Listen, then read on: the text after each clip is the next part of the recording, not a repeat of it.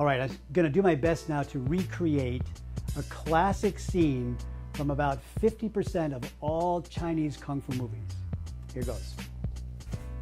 Ah, I see you have studied Kung Fu. Yes, I've been observing your style as well. Who's your master? My master is Wang Q Kit. He comes from the Shaolin Temple. Ah, my master is Wan Hang Lo. He comes from the Taoist temple on Wudang Mountain. Well, then we cannot be friends. No, we cannot. We must fight. Ha! Ha ha! How'd I do? Well, maybe that, I swear that if you go watch Chinese Kung Fu movies, especially from the 70s, that's pretty much the main theme of most of those movies. And the reason why I brought that up is that we have a question of the day from one of the viewers about how do these two characters in the movies actually translate into real life, the Shaolin Kung Fu people and the Wudang Kung Fu people. And all that's going to come up in today's episode. Hi everybody, it's David-Dorian Ross. Welcome to the Cherry Blossom Studios. Today is day number 26 of 100 Days of Kung Fu. I said that, 100 Days of Tai Chi. That's Kung Fu too. Anyway, new movement today. Question of the day, question for you. All that's coming up in just a second, so stick around.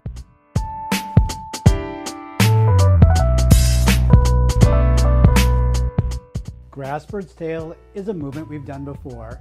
Now, grass bird's tail is actually a very important movement in Yang style Tai Chi because it incorporates four of the most essential techniques or intentions in this style. What we call ward off, rolling back or yielding, squeezing or pressing, and pushing. So this one movement's got four techniques all rolled into one.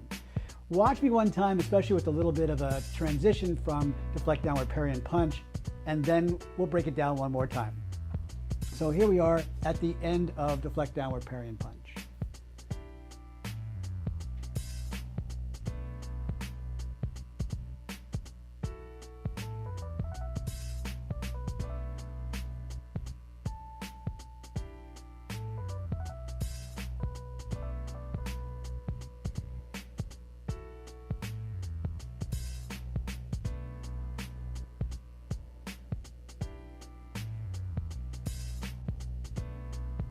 What I'm going to do today in this lesson is break these into 5 pieces and just show you each piece. So piece number 1 is the transition from deflect downward parry and punch into grass bird's tail. How do we get a foot change and a new bow step out of this? So watch me one time and then I'm going to turn to the camera. We'll do the flip around thing and you can see that. All right. First with the footwork. I am here with the left foot forward at the end of deflect downward parry and punch. First thing I'm going to do is empty out this front foot. So I'm going to sit all the way back. Then pivoting to the left toes turn out 45 degrees. Then shift the center of gravity forward, come up on that foot and step into a new bow step and lunge again. Right? That's the transition there. All right, here it is from this position. From this bow step, the end of deflect downward parry and punch. Sit on back, turn to your left, shift the weight forward, step on through, make sure you get plenty of width in there. I'm gonna sit back so I can make sure I'm in camera and finish in a bow step with your channel intact. All right, that's part 1. Here is part 2, and I'm giving the hands as part of part 2. Once you are stepping through there, or while you're stepping through there, you're going to come from the punch here and create a hold the ball with the left hand on top. So this is your starting point for ward off. Ward off is literally going to be this bottom hand raising out in that curve I talked about in class yesterday. Right? Just lifting it up and presenting that curve in front. The top hand, which was the top of the ball, is going to descend, opening up the palm so that it's also curved here. So you've got a double curve. But first you have to get to the hold the ball position. So from this position here, when I begin my transition, I release the fist, the left hand drops, the right hand rises. Turn out 45 degrees The circle is still happening here. By the time I step up, I have a new hold the ball. Stepping forward, the bottom hand rises straight up, the top hand falls straight down, and now we have this ward off with the fingers close by position. That's part 2. And this opening out here, this is ward off. Now, here's part 3. Part 3 is the roll back, and roll back ends here. There's a sort of a fishtail to the side. Right? That's where roll back.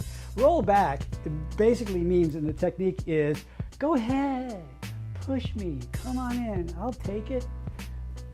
I'll move you, because if I don't resist you, then I can guide you, and if you miss me this way, that's all I care about. Right? So that's roll back. So it starts here. Now, the first thing that happens is I go a little bit deeper into my hip, which turns me to the right slightly.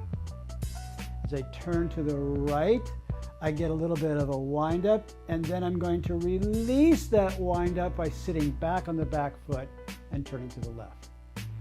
How much, you ask? Just 45 degrees. That's all you need to turn out here. So I square up that hip, sit back, and open 45 to the left. While I'm doing that, the hands come from the ward off and they both reach forward. Now you see that the hands have done a little change here, from palm out to fingers forward, from palm flat also to fingers forward. So now I've got both fingers forward, like a little Tai Chi sandwich there. They reach forward, thumbs both pointing up towards the sky, and fishtail to the side. That's part 2. Here's part 3. From sitting back like this, I'm going to simply square up my hips and come forward into my lunge again. That's the whole part 3.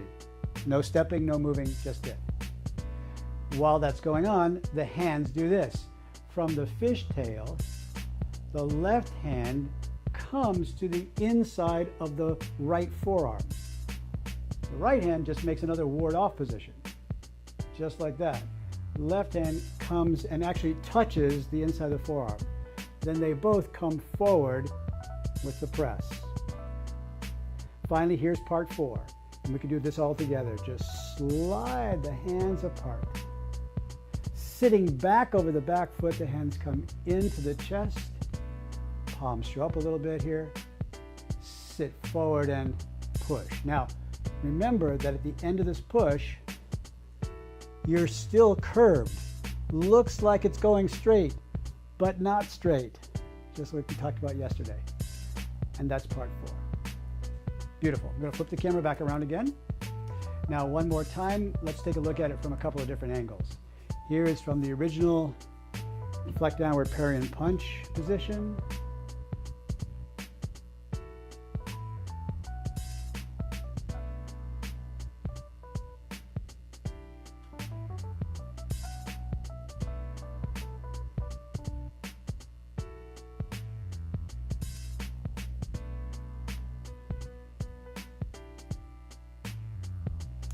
And one more time, facing this direction for grins.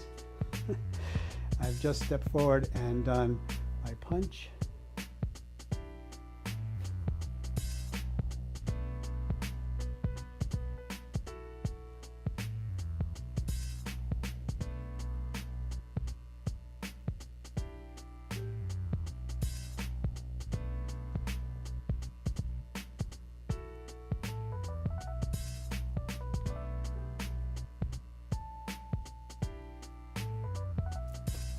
And there you have it, grassbird's tail. Question of the day today comes from Depot again, who asked, how does Shaolin and Wudang coexist? How do they get along together? Now, I think Depot's done a little bit of study on Chinese history, or maybe just watched a bunch of kung fu movies. Either way, he recognizes that historically there has been sort of a little bit of tension between two religious groups. And these two religious groups also represent two main streams of Chinese martial arts. And those two groups are the Buddhists and the Taoists. The main center of Buddhist study in China was a place called the Shaolin Temple. On the other camp is the Taoists, and their main center of study was on Wudang Mountain. And there they studied Taoism, and they practiced their own form of internal martial arts, which we also now sort of refer to as Tai Chi. And so the question is, how did they get along? How did they coexist? What's interesting about this is that historically in China, the two groups didn't always get along very well, because from dynasty to dynasty, different emperors and different dynasties as a whole would embrace one or the other. And so when a dynasty emerged that says, oh, we're all going to be Taoists now, then the Buddhists got the short end of the stick. You know, their taxes were higher, their lands were confiscated, they weren't protected by the government. The Taoists got all the rich plums. And then another dynasty would come along, and that would be, hey, it's all Buddhist all the time now. And so then the Taoists would be, hard pressed to keep themselves safe and to not be at the mercy of local politics and whatnot. And so instead of blaming the government, they blamed each other. And then, of course, there were the students of those two schools of martial arts, and they would always come along and say, I studied Taoist martial arts from Wudang. Our style is better. We could beat up anybody. And then the Buddhists would come along and say, no, Shaolin is everything, and Shaolin is the cradle of Chinese martial arts. How'd they get along? Well, the good news is that there was a particular place in China where the two coexisted very nicely. And this was actually the birthplace of Tai Chi. It's called the Qiancai Temple, meaning the 1,000-year temple. And the phrase got coined because it may be 1,000 years before these two different fields, these two different camps could coexist with each other. But at this one place, they brought together all their teachings, and they brought together all their martial arts, mixed them all together, and it is thought that that is the birthplace of where Tai Chi began, by studying in that particular temple. And that's why we see so much influence of both Taoism and Buddhist thought and Confucian thought in the philosophy of Tai Chi. So they didn't always get along together, unless, of course, you were a Tai Chi person. Anyway, that's your answer. So thanks, Deepo, for that question. That was a great question. My question for you guys today is this: how many Kung Fu movies have you seen, and what's your favorite? I'll tell you my very first Kung Fu movie I ever saw. Well, maybe not my first. My first Kung Fu movie I ever saw was Enter the Dragon with Bruce Lee. But then the first time I was really aware of this whole genre of Hong Kong movies was Five Deadly Venoms, which to this day is one of my favorites. It's such a cult classic. But I'm interested in what's yours. Well, write all that stuff down in the comment section below, along with any other questions that you might have about anything to do with the martial arts, the movements, the philosophy, the culture, the history, all that kind of stuff. And I love your comments, so please keep doing it. It's been the last couple of days, we haven't had that many questions, so I'm digging it out. I want to get some more from you guys. If you have not already subscribed, please do hit the subscribe button and the little bell next to it so you know when more stuff is coming. I've got some plans this coming week for some additional videos that don't have anything to do with the 100 days. So keep that bell going so that you'll be notified when that comes up. Come on over to the website as well, taichifit.net, because we got a lot of groovy stuff going on there. That's all I got. Have a wonderful, wonderful day. Thank you so much for giving me the opportunity to share this with you. I really appreciate that. Be well, be wise, be wonderful. I'll see you in the next lesson.